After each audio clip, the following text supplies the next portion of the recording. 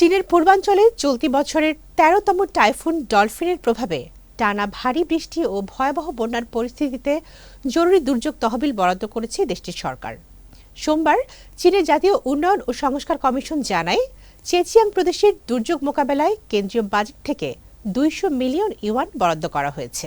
এই অর্থ ক্ষতিগ্রস্ত সড়ক, পানি নিয়ন্ত্রণ ও সংরক্ষণ অবকাঠামো এবং স্কুল ও হাসপাতালের মতো জরুরি জনসেবা স্থাপনা দ্রুত পুনরুদ্ধারে ব্যয় করা হবে। রোববার চেচিয়াংয়ের ইউহুয়ান ও ইউইয়েছিং শহরে পরপর দুবার আঘাত হানে টাইফুন ডলফিন। দুর্যোগ পরিস্থিতি মোকাবেলায় চেচিয়াংয়ে তৃতীয় স্তরের জরুরি সতর্ক ব্যবস্থা বহাল রেখেছে চীনের পানি সম্পদ মন্ত্রণালয়। ছোট ও মাঝারি নদীর বন্যা নিয়ন্ত্রণ এবং পাহাড়ি ঢল মোকাবেলায় বিশেষ গুরুত্ব দিতে স্থানীয় কর্তৃপক্ষকে নির্দেশ দেওয়া হয়েছে। এদিকে অর্থ মন্ত্রণালয় ও জরুরি ব্যবস্থাপনা মন্ত্রণালয় দেশের দুর্যোগ কবলিত এলাকাগুলোর জন্য আরও ১৮০ মিলিয়ন ইউয়ান বরাদ্দ করেছে।